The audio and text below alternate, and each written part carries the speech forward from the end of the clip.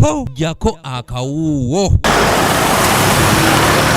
Oluvannyuma lw'omukulembeze w'eggwanga mu kwogera kwe eri eggwanga okukyasembyeyo okutaaba emmotoka ez'obwannannyini okuddamu okutambula olunaku olwaleero, bangi ku balina emmotoka zino olwaleero enkoko bagikutte mu mwa era we ziweredde essaawa emu ey'okumakya ng'enguudo ezisinga zikwatiridde emmotoka.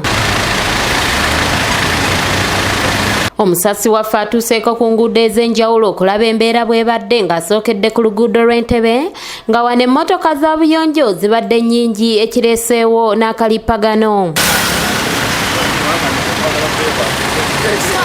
Ng'omukulembeze w'eggwanga bwe yalagira kumpi buli abadde mu mmotoka abadde ayambadde akakookolo giyite masiki era kira ababutunda tebassa mikono.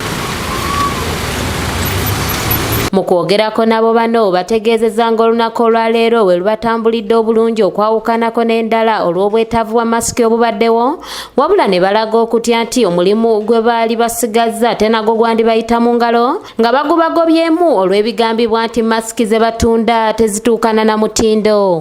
Masiki wano tezitambula bannange, masiki oli abayagala kuwanusu bitaano ate masiki baagala zijjawo. Masiki mwetufuna ekyokulya tubeza famire zaffe bannange, gavumenti yantuyambye naffe netukolera naffe nitubeera na masiki naffe tutunda ne gavumenti wegaba bannange tuli bubi embeera mbi. Oluvudde eno twolekedde ku Bombolodi okulaba embeera bweri nga neene emmotoka naddala ez'obwannannyini zibadde zitambulira ddala. Abasirikale b'oku nguudo balabiddwako nga bateekesa ebiragiro bya pulezidenti mu nkola era abatabadde na masiki basanze akaseera akazibu.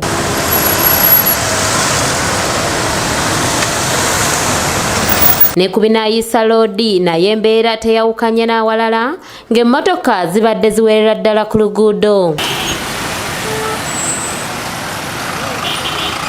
Emabega k'ab'obugaali ne pikipiki babadde beegazaanyiza mu nguudo olw'emmotoka ezibadde ntono, wabula bano olunaku olwaleero basanze akaseera akazibu olw'embeera ey'okuwaganya nga n'abamu balabiddwako nga babukulula bukuluzi. Tutuuseeko ne mu kibuga wakati ng'eno omuwendo gw'abantu gweyongeddeko kitono nnyo nga n'amaduuka agasinga gabadde maggale.